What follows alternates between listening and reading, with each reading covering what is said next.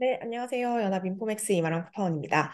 네, 오늘 미국 현지 시간으로 8월 14일 월요일 거래입니다. 뉴욕 증시 3대 지수 일제히 상승 마감했는데요. 특히 엔비디아의 강세에 힘입어서 나스닥이 1% 이상 상승 마감했습니다. 시황 같이 보겠습니다. 네, 오늘 다우 지수는 전거래일 대비 0.07% 오르면서 거의 강보합권에서 마감을 했습니다.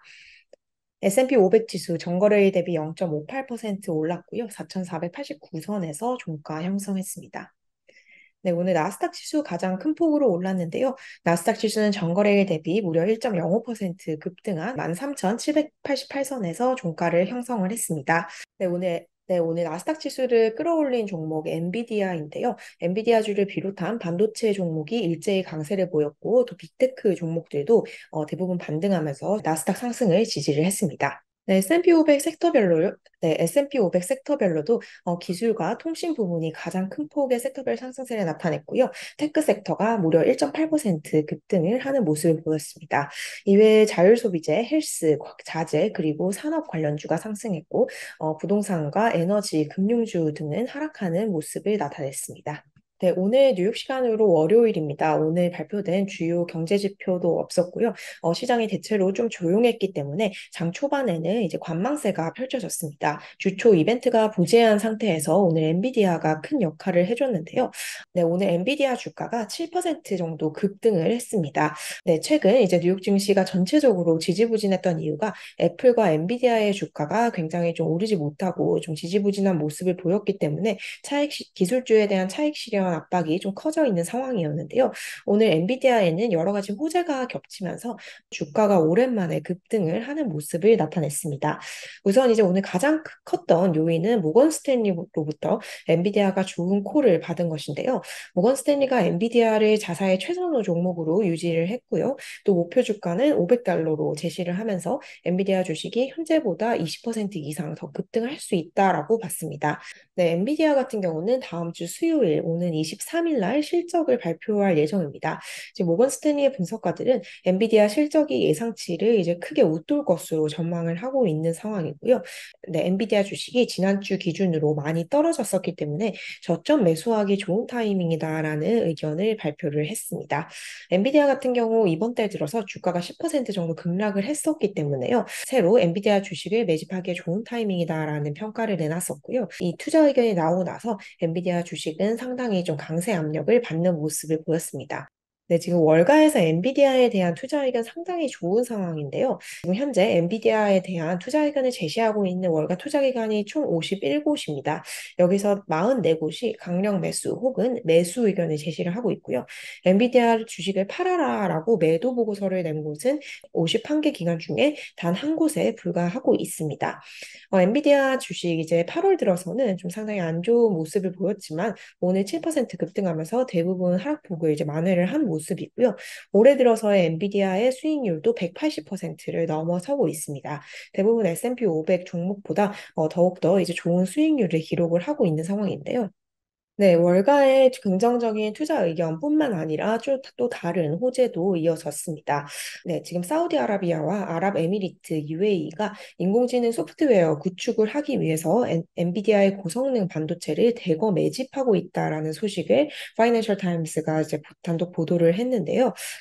파이낸셜 타임스에 따르면 사우디는 엔비디아의 반도체를 최소 3,000개 사들인 상태다라고 하고요. 아랍에미리트 같은 경우도 엔비디아 반도체 수천 개를 확보를 한 것으로 알려졌습니다. 이뿐만 아니라 미국의 유명 헤지펀드인 타이거 글로벌이 엔비디아에 대한 지분을 무려 1,300% 늘렸다라는 소식도 전해졌는데요. 이런 여러 가지 호재가 겹치면서 오늘 엔비디아 주가 급등했습니다. 네, 다른 반도체 종목들도 덩달아서 이제 오르는 모습을 보였는데요. AMD 주가가 4% 이상 올랐고요. 인텔의 주가 2% 이상 상승했습니다. 네, 마이크론의 주가는 6% 이상 올랐습니다. 오늘 바네크 반도체 ETF 역시 3% 이상 오르는 모습을 나타냈습니다. 네, 오늘 인플레이션 관련해서도 다소 긍정적인 소식이 하나 전해졌습니다. 네, 지난주에 발표가 됐었던 CPI라든지 PPI가 조금 혼재된 결과를 내면서 인플레이션에 대한 이 투자자들의 전망이 좀 엇갈리고 있는 모습인데요. 뉴욕 연방준비은행 쪽에서 인플레이션 기대값, 이제 미래의 인플레이션으로 전망되는 수치가 낮아졌다라는 소식이 전해졌습니다. 뉴욕 연은이 이제 1,300가구를 대상으로 조사를 한 결과인데요.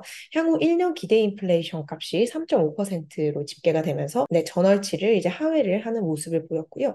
식품과 의료, 임대료 등에 대한 1년 기대 인플레이션이 2021년 초반 이후 가장 낮은 수준을 기록을 했습니다.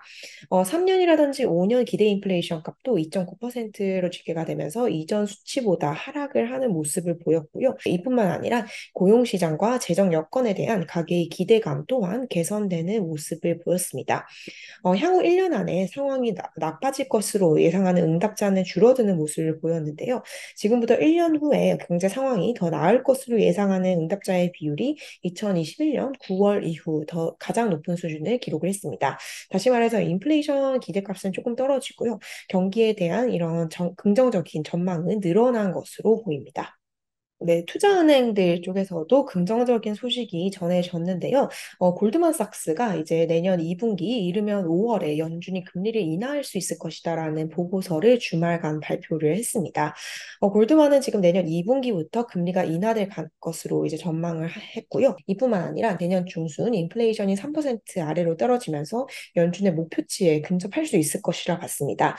경기 침체 가능성은 낮은 상황이지만 결국 이제 연준이 목표한 대로 인플레이션이 목표치인 2%에 가까워질 것이기 때문에 연준은 결국 내년 2분기에 금리를 인하를 할 것이다라고 골드만삭스 분석은 했고요.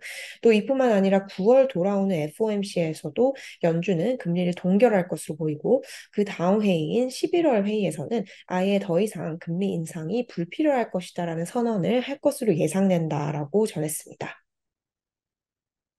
네, 지금 지난주까지는 뉴욕 증시 흐름이 크게 좋지는 않았습니다. 바로 전주까지 나스닥 지수가 2주 연속 하락세를 기록을 했었고요.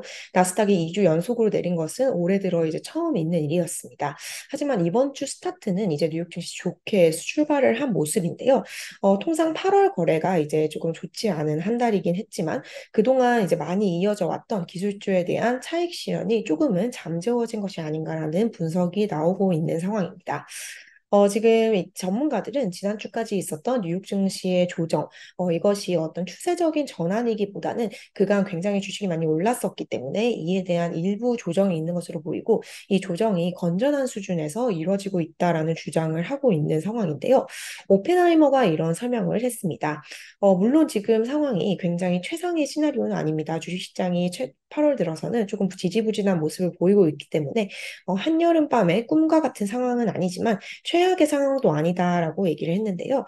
지난주까지 있었던 이 뉴욕 증시의 조정은 방향성이 정환된 것이 아니라 지나치게 길게 자란 머리를 조금 다듬는 것과 같은 지나치게 위로 치솟은 주가가 조금 다듬어지는 어떤 조정 과정일 것이다라는 설명을 했습니다. 결국 이제 강세장을 끝내는 것이 아니라 건전한 되돌림이 있었기 때문에 이 같은 조정은 적절하다라고 평가를 했고요. 이뿐만 아니라 인디펜던트 솔루션에서도 이런 분석이 나왔는데요. 조정이 이제 향후 수주 동안 이어질 수도 있다라고 얘기를 했지만 이것이 전체적인 시장의 흐름이 바뀌는 것이라기보다는 오히려 이제 좋은 종목들을 저점 매수할 수 있는 타이밍이다라고 주장을 했습니다. 특히 올해 이제 AI로 인해서 굉장히 급등했던 종목을 이번 계기로 매수를 할 수 있을 것이다라고 얘기를 했는데요. 인디펜던트 솔루션은 마이크론 등에 주목을 하고 있다라고 전했고요. UBS 또한 이제 최근 시장은 박스권 레인지에 갇힌 것으로 보이고 향후에도 당분간은 이런 흐름이 이어질 것으로 보인다라는 얘기를 했습니다. 네, 오늘 빅테크 종목들 대체로 상승하는 모습을 보였습니다. CNBC 방송에서는 테크 종목이 돌아왔다, 귀환했다라는 표현까지 사용을 했는데요. 엔비디아뿐만 아니라 메타와 아마존이 1.5% 이상 오르는 모습을 보였고요. 마이크로소프트와 애플이 1% 가까이 올랐습니다. 구글 역시 1% 이상 올랐습니다. 네, 오늘 매그니피센트 세븐 종목 중에서 테슬라만 유일하게 하락하는 흐름을 보였습니다. 테슬라 주가가 오늘 1% 이상 밀리는 모습을 나타냈는데요. 테슬라의 주가는 장중에 2% 이상 떨어지기도 했습니다. 테슬라 주가 오늘 떨어진 이후 또다시 가격 인하 소식이 전해졌기 때문인데요. 네, 테슬라가 중국에서 가격을 또 인하했다라는 소식이 오늘 전해졌습니다. 연초 이제 가격을 인하한 이후 두 번째에 있는 중국에서의 가격 인하고요. 테슬라 같은 경우는 이제 가격을 계속 인하하면서 테슬라의 순이익과 마진에 대한 투자자들의 우려감이 커져 있는 만큼 이 같은 가격 인하 소식이 조금 주가에 하방 압력을 싣는 모습을 보였습니다. 네, 이외 종목들 중에서 오늘 주가가 폭락한 종목이 있는데요. 밈주식으로도 알려져 있는 AMC입니다. 최근 AMC 같은 경우는 영화 바비라든지 오펜하이머의 흥행에 따라서 좀 주가가 상당히 상승을 한 바 있는데요. 오늘 같은 경우는 주가가 35% 이상 폭락하는 모습을 보였습니다. 델라웨어 법원이 지난주 금요일 회사의 우선주를 보통주로 계획하려던 전환을 승인했다라는 소식이 전해지면서 주가가 폭락을 하는 모습을 보였고요. 전기 트럭 업체인 니콜라 같은 경우 리콜 소식이 전해지면서 주가가 6% 이상 하락했습니다. 네, 이번 주 소매 판매, 소비에 관련된 한 주다라고 해도 과언이 아닐 것으로 보이는데요. 오늘은 이제 중요한 지표도 없었고요. 시장이 전체적으로 조용했지만 내일 개장 전에 미국의 소매 판매가 발표가 될 예정입니다. 미국 소매 판매 미국 경제의 3분의 2 이상을 차지하고 있는 중요한 경제의 한 팩터이기 때문에요. 주목을 해야 할 것 같은데요. 지금 현재 예상에 따르면 미국의 소매 판매 견조한 흐름을 이어갔을 것으로 예상이 됩니다. 7월 소매 판매 전월 대비 0.4% 증가했을 것으로 관측이 되고 있는데요. 전달 상승률에 비해서 2배 이상 소매 판매가 늘어났을 것으로 월가 전문가들은 기대를 하고 있습니다. 네, 이외에 이번 주에 월마트, 홈디포와 타깃 등 소매 유통 기업들의 실적이 발표가 될 예정입니다.